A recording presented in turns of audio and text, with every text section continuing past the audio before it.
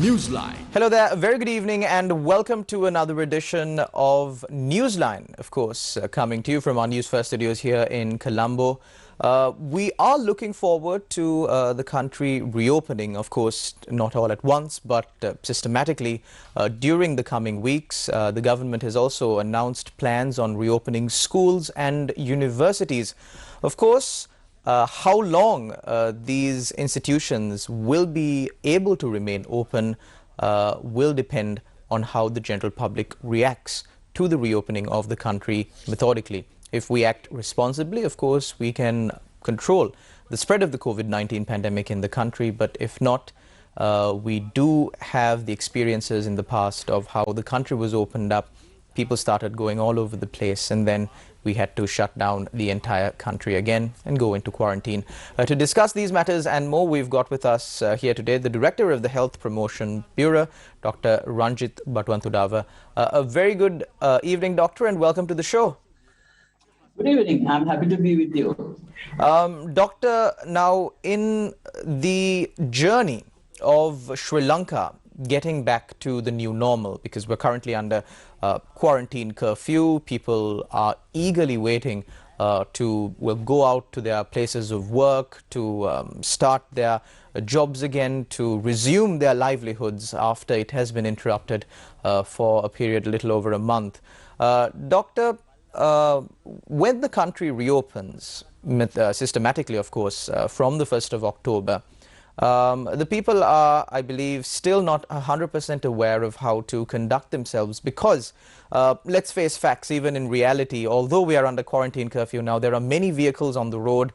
We know some of those vehicles are not meant for essential services, but still people are moving about. What advice do you have for the general public on how to conduct themselves? Let's say people who want to protect themselves and protect their loved ones, what can they do when other people are not following these regulations? I think this is a very important juncture we are in as far as COVID control is concerned in our country, because in one way we are gaining good results. That is, we have scored very well in vaccination area.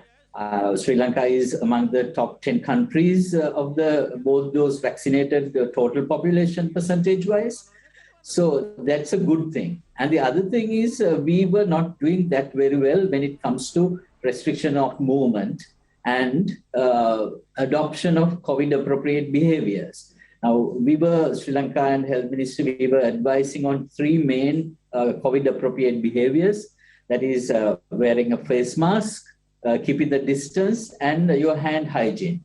We can see that the significant proportion of people are adhering to the face mask, but keeping the distance is a little bit troublesome in our country, and we don't see much of adherence to that. But as you suggested, during this past 1 month or so quarantine curfew period, there were some good signs though. For example, the food places were opened only for catering and takeaway activities.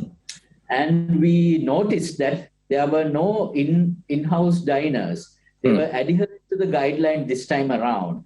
And even the people who were there to take away their food, they were very quick to grab their food and vanish very quickly. Probably that was because the curfew was enforced. But however, that's the way it should be. People should minimize the time of staying in those crowded places, get their business done quickly and vanish. I think that's something good we should practice and we should continue. And even though the business establishments were supposed to be closed, we noticed that certain institutes like, let's say, hardware stores or something, they were functioning back doors and just having the doors half open. But sometimes thinking back, I mean, you're in a shutdown for 1 month. All of a sudden, you're tapping the house breaks and you need some Eslon gum or something to repair it. So you badly need it. You have to get it, right? So people are compelled to take them. But anyway, we noticed that people were there and keeping the distance, not 1 meter, sometimes 2-3 meters far away from each other. From the backyard, back door, they got the stuff and vanished very quickly.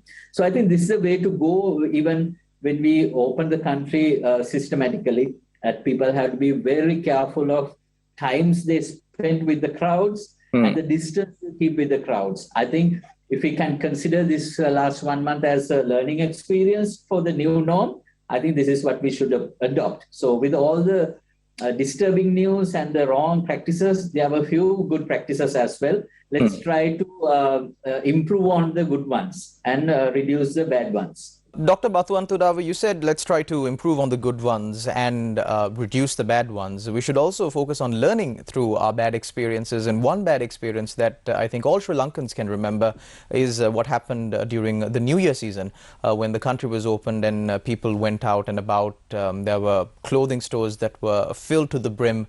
Doctor, so this contributed a lot to the spread of the virus and the situation that we are in right now.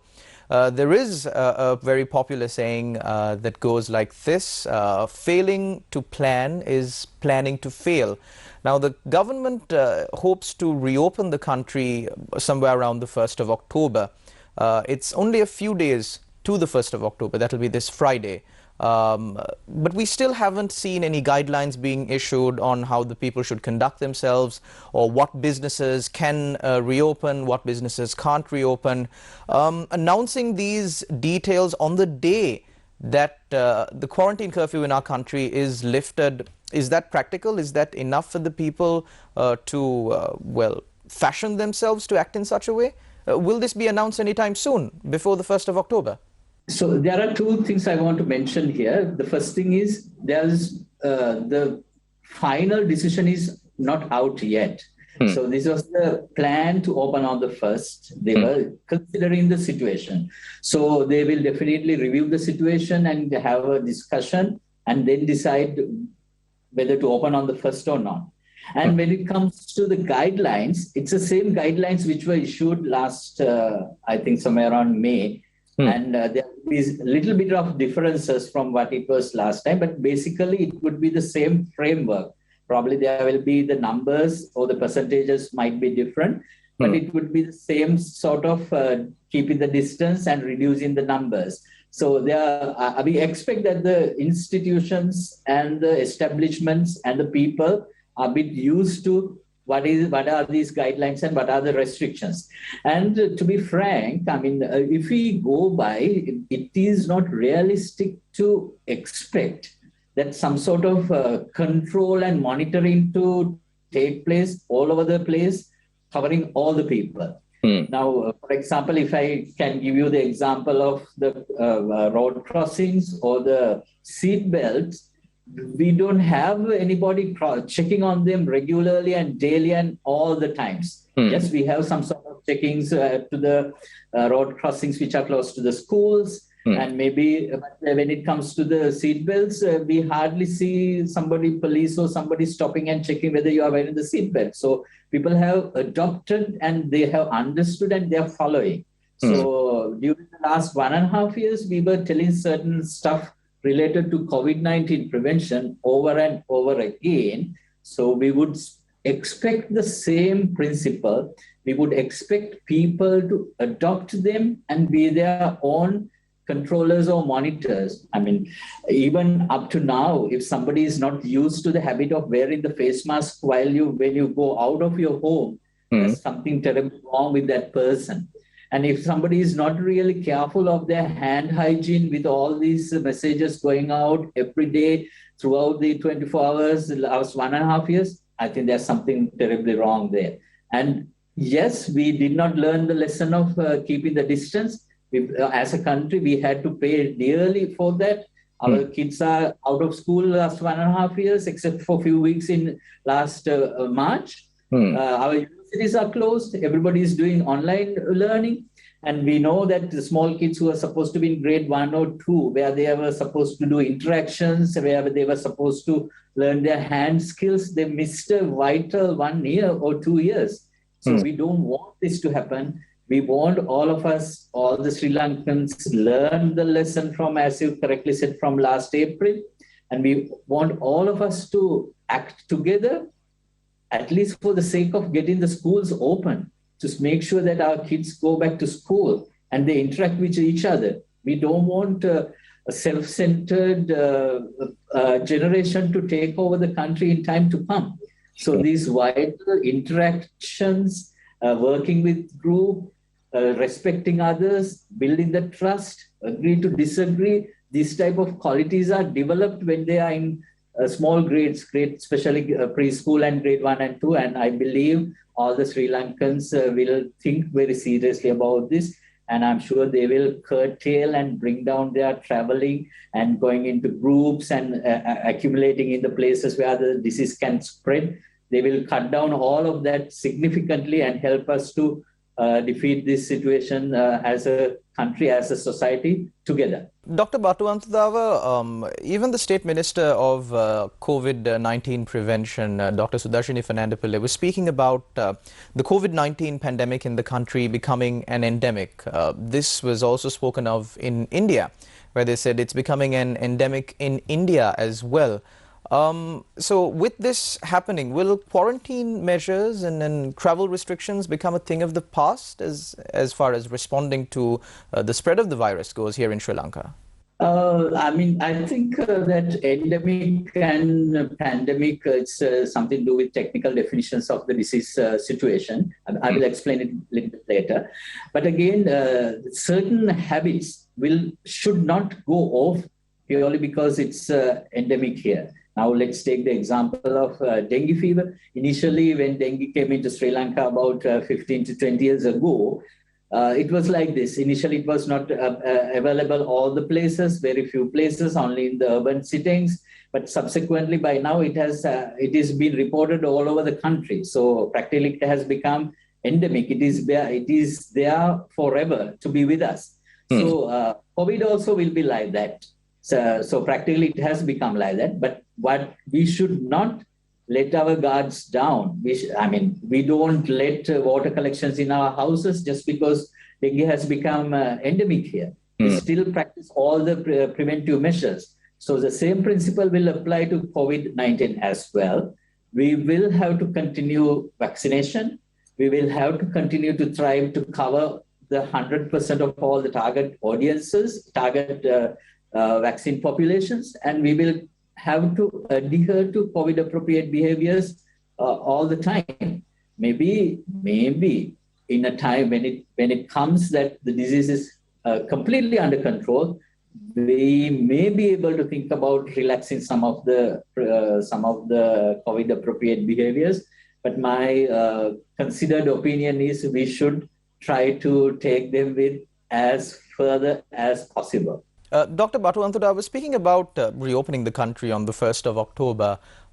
In your opinion, do you believe that further extension of this lockdown is required, judging by the current number of deaths and current number of cases that are being reported? No, this is a situation which has to be evaluated by the same people who made the decisions throughout the COVID situation. Now, there are certain parameters which are available and which are free to general public and the media. So things like a number of cases reported or the number of deaths reported. At the same time, there are certain other parameters which are available to the health ministry technical people, like let's say epidemiology unit. If I can mention one or two like those parameters, is the number of positivity cases in randomly selected PCR testing, or the number of COVID-19 positivity among patients who are reporting to hospitals with respiratory diseases. So these are two of the important parameters which are monitored by the epidemiology unit of the Ministry of Health. And even in these two parameters, we are seeing a significant downward trend, that out of the total people who report to the hospitals with respiratory symptoms, the number who become positive for COVID-19, it is going down.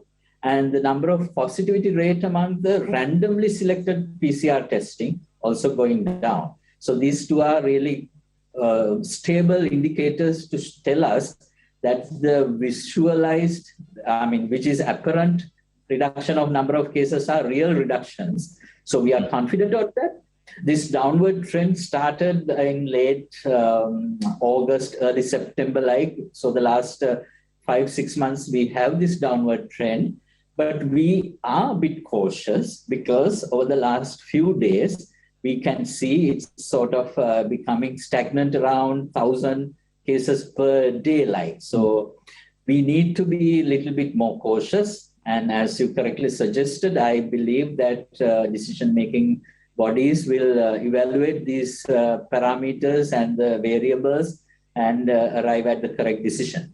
Dr. Batuwanthudawa, vaccination, as you quite rightly mentioned at the beginning of the program, is an important process, and Sri Lanka is doing quite well in their vaccination drive. However, there is one problem. The youth of Sri Lanka are a bit reluctant to get vaccinated. We will bring you the details of this discussion after this short commercial break. Don't go anywhere. You're watching Newsline on TV1. Welcome back. You're watching Newsline on TV1. We're in discussion with the Director of the Health Promotion Bureau, Dr. Ranjith Batuwanthudawa. Doctor, like we promised our viewers before the commercial break, the youth population of Sri Lanka is not willing to get vaccinated. What is the reason for this? Why is the youth population refusing, or at least a majority of the population among the youth, refusing to get vaccinated? I think we need a little bit of correction of this information. I don't know how it really started and going around in the social media or in the mainline media. Now, if I may correct this piece of information related to youth vaccination. Now, this vaccination was started recently, about 3 weeks ago, available for the whole country, and started from Western Province, the 3 districts, and the Southern Province, the 3 districts.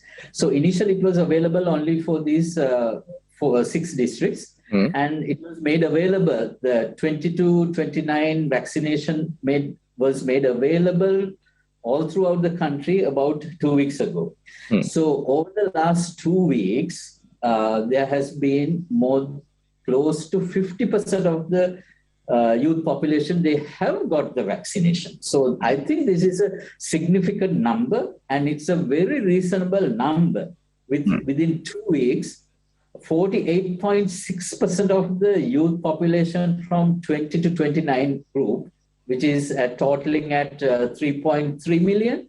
Out of that, it's more than 1.5 million. Close to 2 million have acquired and they have got their first vaccination.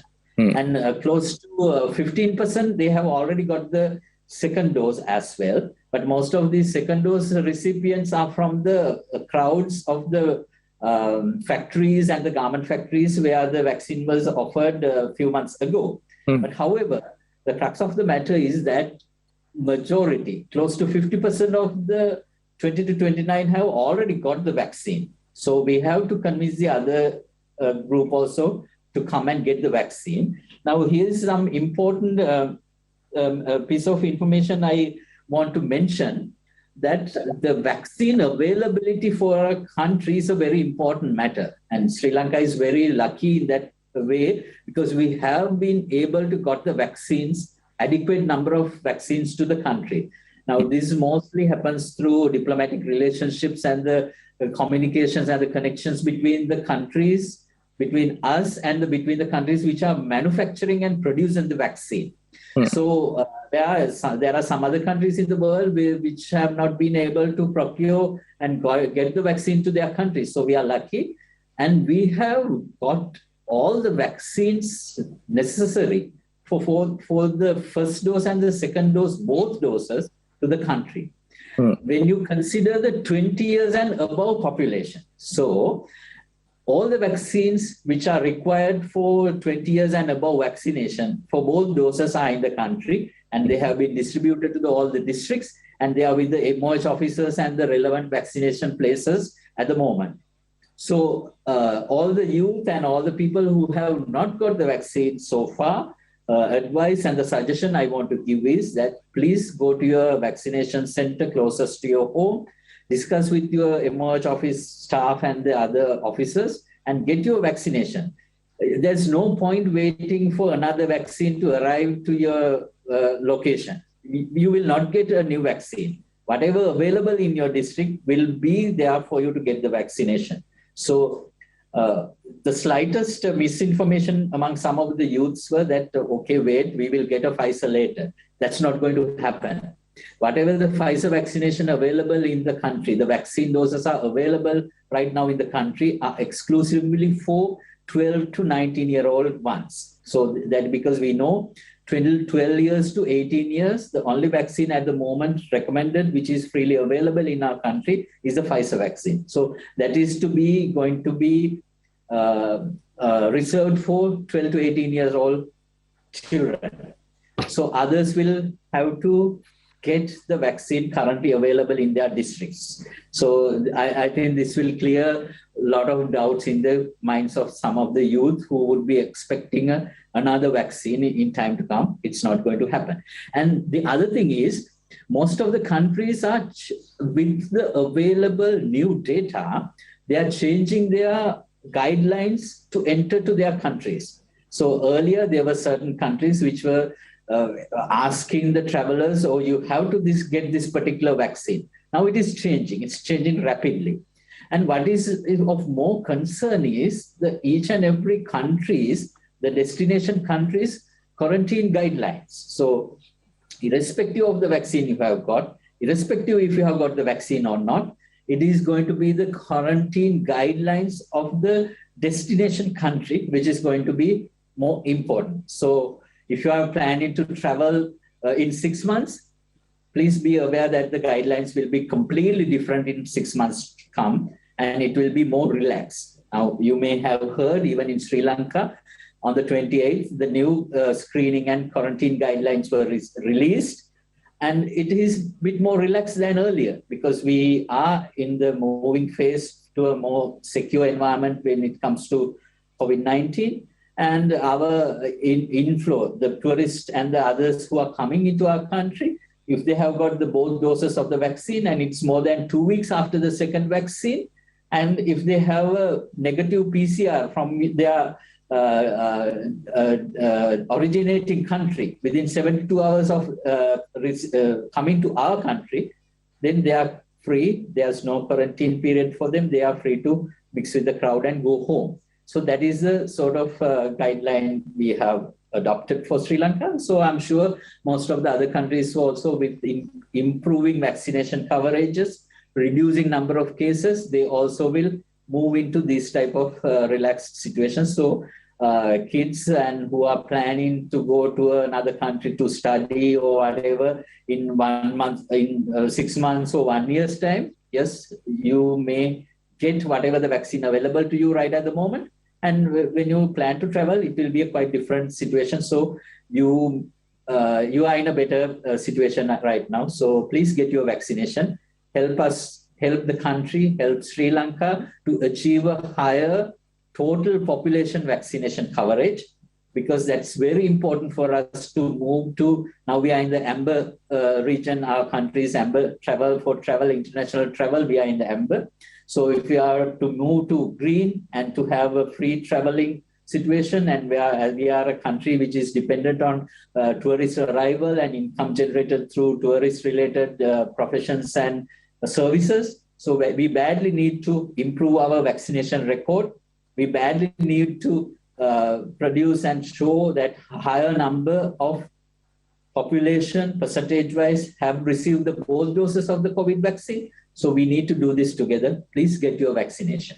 Dr. Batuwanthudawa, like you said, there are some people, some young members of the young generation in our country who are asking for certain types of vaccines. Is there any difference between the vaccines that are available in Sri Lanka? There are certain differences based on the country of origin and their commercial names. But as far as the preparation is concerned, as far as the safety and effectiveness or the efficacy of the vaccine is concerned, they are more or less equal. So we go by the yardstick approval given by the World Health Organization. So all the vaccines which are currently used in the country are approved by the World Health Organization. Yes, there will be certain differences of the number, the percentage-wise efficacy reported by the manufacturer. But this would be largely dependent on the number of people who participated in their vaccine trials.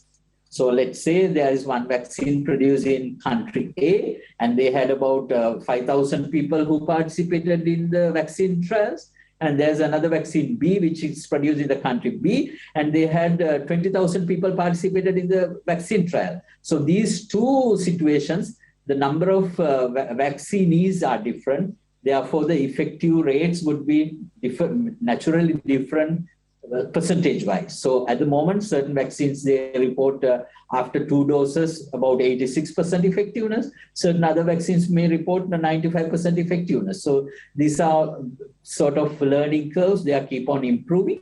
And the most important thing now it's about more than 1 year, sometimes 1 year, 3 months, the whole world started using these vaccines. And some of the results coming out after 9 months, after 1 year of using, the level of antibodies of certain brands of vaccines are much better than the other brands at the long run. So initially people were thinking, oh, okay, look here, vaccine A is better because it has higher effectivity rate. But now we realize it's vaccine B who has the better vaccine antibody coverage in the long run. So these are quite different variables. We cannot compare across the vaccines based on different variables. Dr. Batuwanthudawa, we're in the final few minutes of this show. My final question to you, is the general public of Sri Lanka going to get a third dose of the vaccine? If so, who should be preparing to get this dose? I think it's an issue which is in high debate at the moment. As far as I can see, we are not in a situation to offer a third vaccine at the moment. But the Ministry of Health has arrived at a policy decision.